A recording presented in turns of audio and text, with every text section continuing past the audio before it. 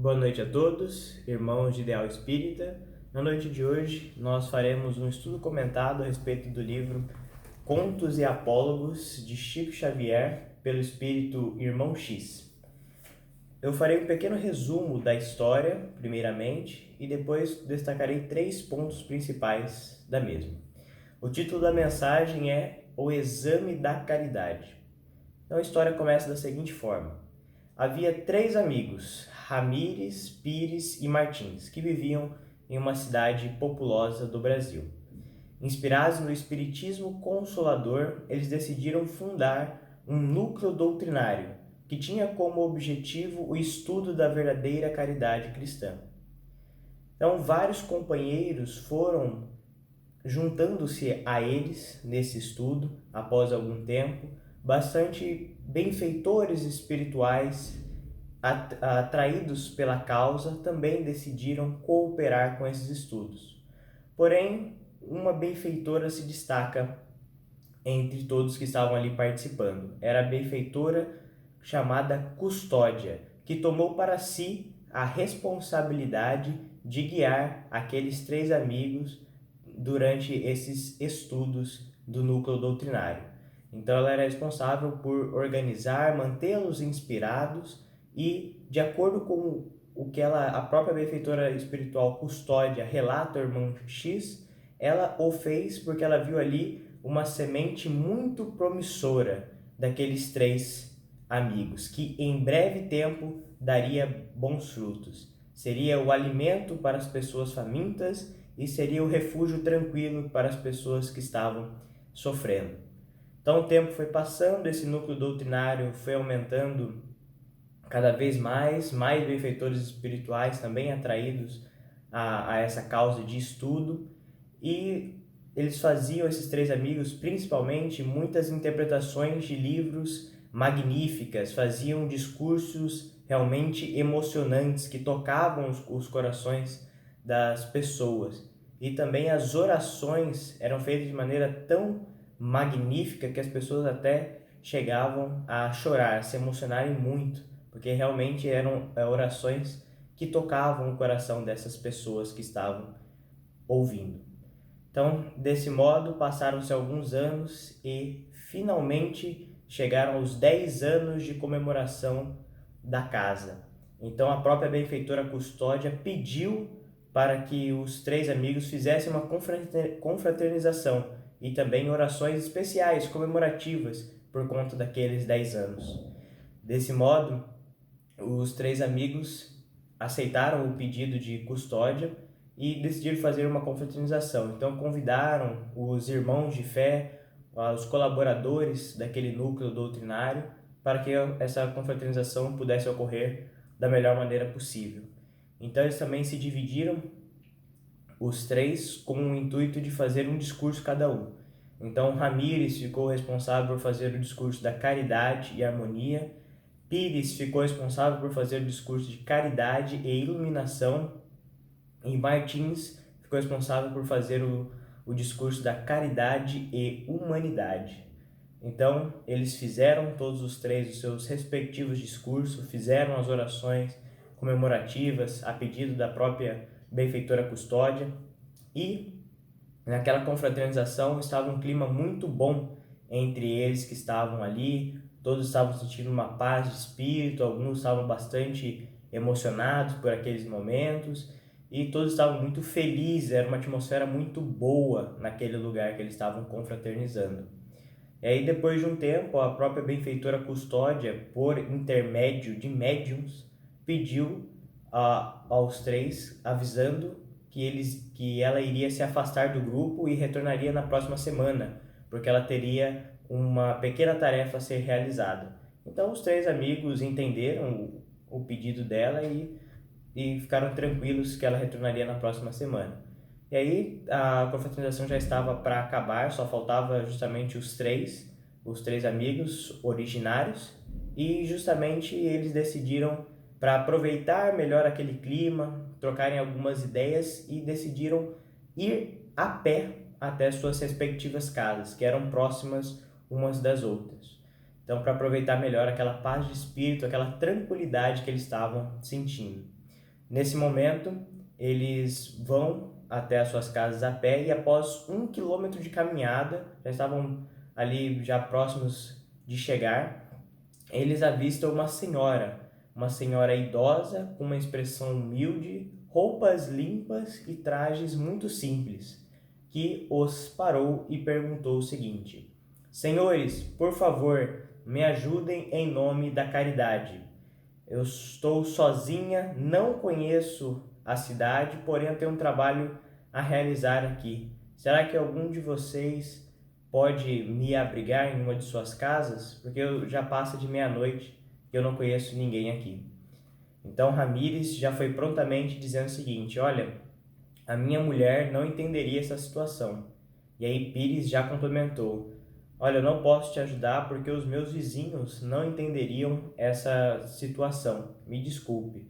E aí Martins também falou o seguinte: olha, eu tenho família e não tem como eles entenderem essa concessão que eu farei à senhora. Então, me desculpe também, eu não posso te ajudar.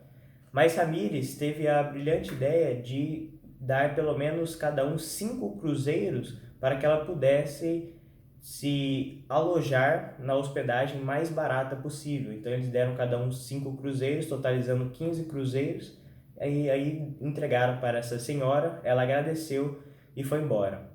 Então, como eles já estavam próximos de casa, eles simplesmente seguiram cada um para suas respectivas casas. Porém, eles tiveram o sono mais perturbador da vida deles, porque eles sabiam que algo não estava certo. Dentro do fundo dos próprios corações, eles sabiam que tinha alguma coisa errada com toda aquela situação e antes do amanhecer, eles já foram lá na hospedagem que eles haviam indicado àquela senhora e decidiram verificar o que tinha acontecido. Porém, não encontraram nenhuma notícia sobre aquela senhora na hospedagem. Eles não sabem se aconteceu algo no meio do caminho ou se ela nem chegou a se hospedar onde eles indicaram. Então, eles tocaram a própria vida, porém um pouco preocupados com essa situação. E na semana seguinte, retorna então a benfeitora Custódia, que novamente, por intermédio de um médium, diz aos 3 que estavam muito assustados o seguinte: sim, sou eu, aquela senhora que vocês encontraram no meio do caminho. Eu pude perceber que os 3 ainda estão com muitas dificuldades em abrir a porta do lar. Eu, por autorização de Jesus, pude me materializar e coloquei em prova o que vocês estavam aprendendo durante esses 10 anos. Então, o que eu posso concluir é: se em 10 anos vocês pelo menos me deram dinheiro suficiente para que eu pudesse me hospedar em um local, eu imagino que ficarei muito feliz se daqui a pelo menos 100 anos vocês conseguirem alcançar o verdadeiro amor fraterno. Então ela dá um sorriso, porém um pouco desapontada com toda a situação, porque ela acreditava que seria realmente uma sementeira que daria bons frutos, e aí ela decide continuar, dizendo o seguinte: o importante é nós não desanimarmos dos estudos, devemos continuá-los. Então, mãos à obra. Então, essa é a maneira que termina essa história, que tem como título O Exame da Caridade. E agora eu destacarei os 3 pontos principais dela. O primeiro ponto é justamente sobre os 3 amigos. Os 3 amigos, nessa situação, eles se limitaram a apenas dar dinheiro àquela senhora, que, novamente, era a própria benfeitora Custódia que teve a autorização de se materializar para os 3 amigos. Então, eles só se limitaram a dar somente o dinheiro a ela. Faltou 2 coisas: sensibilidade e compaixão. O que eles poderiam ter feito nessa situação? É justamente indicar o local que ela poderia se alojar, ir com ela até esse local, porque afinal de contas ela estava sozinha, não conhecia a cidade e já era depois da meia-noite. E os 3 amigos poderiam simplesmente acompanhá-la até o local, fazerem todos os trâmites burocráticos necessários para que ela se hospedasse onde eles indicaram, verificar se o quarto era seguro, estava confortável do jeito que ela gostaria, verificar se a hospedagem fornecia alimentos no período da manhã, ou se eles teriam que desembolsar um pouco mais para ter esse serviço, ou dar um pouco mais de dinheiro para que ela pudesse ir ao supermercado comprar. E mais, também algum dos três poderia dar o número do telefone para que em caso de emergência ou em alguma situação atípica ela pudesse ligar para um dos três para que viesse socorrê-la. Então, essas são situações, pequenas atitudes que mudariam completamente o rumo da história. A gente pode fazer um paralelo justamente com a história do bom samaritano. E o bom samaritano, ele ajudou a pessoa que estava ferida, que ele encontrou na rua, fez os primeiros socorros, levou essa pessoa até uma estalagem, pagou as despesas iniciais dessa pessoa e depois ele continuou sua viagem. Porém, na volta, ele pagou as despesas extras, verificou se aquela pessoa estava bem, já estava recuperada, e só depois de ter essas confirmações que ele prosseguiu o seu caminho normalmente. Então, faltou para esses três amigos nessa situação justamente sensibilidade e compaixão. E fazendo uma analogia também ao momento que nós estamos vivendo de pandemia, na teoria nós estamos limitados a fazer a prática da caridade. Porém, na realidade, esse é o melhor momento para a realizarmos. Por quê? A gente tem muitas pessoas passando por dificuldades nesse momento de pandemia. E às vezes, vou dar alguns exemplos aqui de que formas nós podemos fazer a caridade. O ato de você ligar para uma pessoa, reservar uma parte do seu tempo para ouvi-la ativamente, já muda muito. A pessoa vai ficar muito feliz com essa sua atitude, porque daí assim ela pode compartilhar as suas angústias, desabafar ou simplesmente trocar algumas ideias que você pode estar ajudando aquela pessoa. Isso é uma forma de caridade. O ato de você orar por uma pessoa que você sabe que não está passando pelo melhor momento da vida dela, ou que está em dificuldades financeiras, ou que está em leitos de hospitais, passando por alguns problemas de saúde, também é uma forma de caridade. Você orar por aquelas pessoas para que elas possam se recuperar ou passar por aquela situação da melhor maneira possível.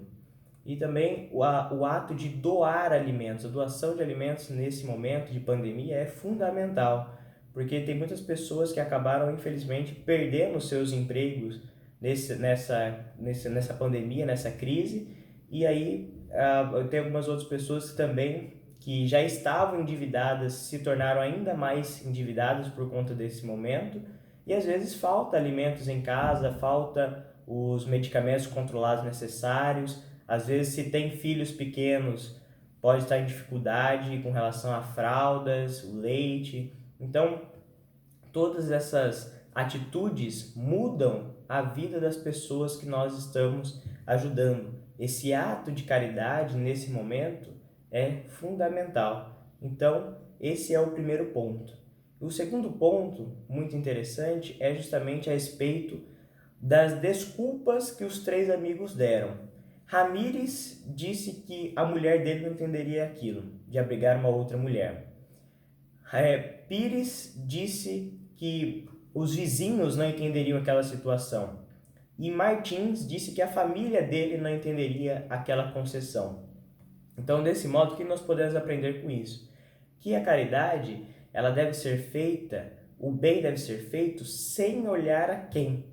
E, principalmente, nós devemos fazer o ato da caridade sem se importar com o que os outros vão pensar de nós, dessa nossa atitude. Então, não importa se o marido, se a esposa ou se os amigos mais próximos vão criticar a sua atitude. O importante é você e a sua própria consciência tranquila. Se você está com a consciência tranquila de que aquele ato de ajuda ao próximo está sintonizado com as leis divinas, você está vibrando no bem, você está de coração ajudando aquelas pessoas, então você pode ficar tranquilo que a opinião dos outros ela não deveria importar nesse tipo de situação. O importante a ser destacado aqui é que que nós devemos fazer a caridade nos limites de nossas forças, sem se importar com o que os outros vão pensar daquilo. E o terceiro ponto, eu vou começar ele com um termo que eu vi na internet e achei muito válido nessa situação, que é o termo chamado obesidade mental. Nós temos muito conhecimento, porém pouca ou nenhuma prática desse conteúdo doutrinário. E aí fica a reflexão: será que nós estamos de fato praticando a caridade ensinada por Jesus Cristo, o nosso modelo e guia da humanidade? Será que estamos de fato perdoando as pessoas que têm algum tipo de desafeto ou que nós temos algum tipo de desavença? Ou será que nós vamos ter que passar em várias e várias encarnações para aprender o verdadeiro amor fraterno que Jesus nos ensinou? Tenham todos uma boa noite e muita paz.